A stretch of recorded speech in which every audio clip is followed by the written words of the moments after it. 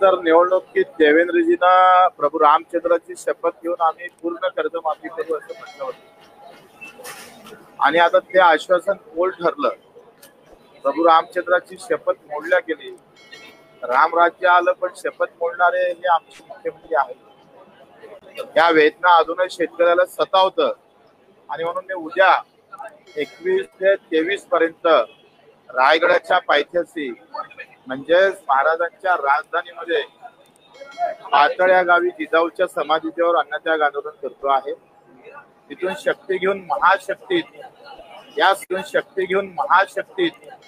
या सगळ्या मागणीसाठी दिव्यांगांसाठी आणि शेतकऱ्यांसाठी आम्ही लढणार आहोत.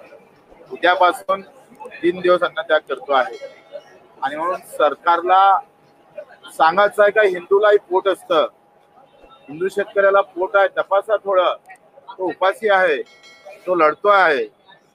तलवारीनं जेवढं मारलं जातं त्यापेक्षा धोरणानं किती मेले, जेवढ्या औरंग्यानं नाही मारले त्याच्यापेक्षा जास्त सरकारनं मारले. काँग्रेस 3.5 लाख शेतकऱ्याच्या आत्महत्या ह्या 5 वर्षा अगोदरचा आकडा होता, आता तो 1 लाखानं वाढला असेल.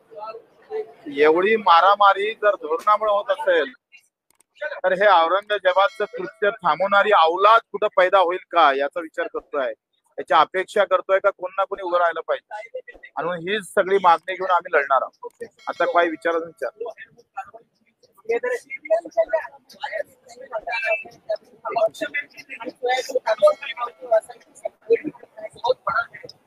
सोयाबीन 4,000 रुपये क्विंटल भावानं विकावं लागलं. एका एकरात 4 क्विंटल पिकलं 16,000 आले. 16,000 मध्ये 6 महिने लागतं पिकवाले. एकाच माणसाची मजुरी पकडली तर 32,000 रुपये खर्च आला. म्हणजे भेटले 16,000 आणि खर्च आला 32,000 एका माणसाचा. बाकीचे सोडून द्या. म्हणजे कटेंगे तो कटेंगे, तो अब कट गया ना हमारा किसान. कोण ख्याल देने वाला है? फतव्याच्या आणि पटेंगे तो कटेंगेच्या राजकारणामध्ये हा शेतकरी रोज मरत आणि मीडियावाले सुद्धा ते दाखवत नाही.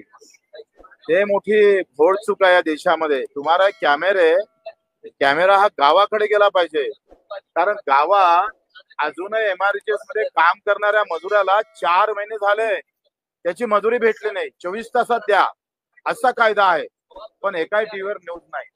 तो पाय पसरून तळपून मरतय पण तुम्हाला कबर दिसतं मीडियावाल्यांना, त्याचं दुःख आहे. 4-5 महिने झाले त्या दिव्यांगाचं मानधन त्याच्या खात्यात जमा झालं नाही.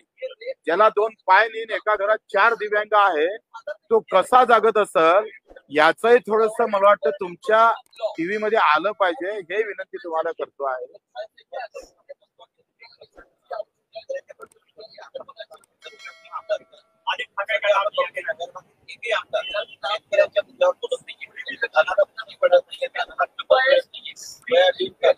त्याची गरज नाही आहे ना. अंगावर कपडे जरी नसले तरी चालते, पण झेंडा मोठा लावला पाहिजे. आणि मग तो निळा, भगवा, हिरवा असे झेंडे लावले का कपड्याची कुठे गरज आहे? आणि मग हे आमच्या राजकारणी लोकांना सिद्ध करून दाखवलं का आखरी तुझ्या अंगावरचे कपडे फाटले तरी चालेल, बाप मेला तरी चालेल, पण झेंडा घट्ट पकडून ठेव. तो धर्माच्या नावानं, जातीच्या नावानं. आणि म्हणून ज्याचं पोट भरलं त्यानं झेंडा आमच्या हाती दिलं आणि आमचं पोट तसंच राहिलं.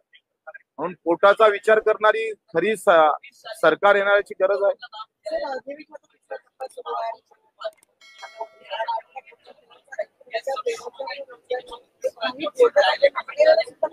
बोललं तर तुम्ही दाखवत नाही ना, टीव्ही वाले कुठं दाखवता? मला वाटतं हे बोललं पाहिजे. मला एक विचारायचं आहे का या देशामध्ये बेरोजगारीवर चर्चा झाली का? अर्थसंकल्पावर चर्चा, खऱ्या अर्थानं शेतकऱ्याच्या प्रश्नावर चर्चा होत नाही, हे दुःख आहे. ओके,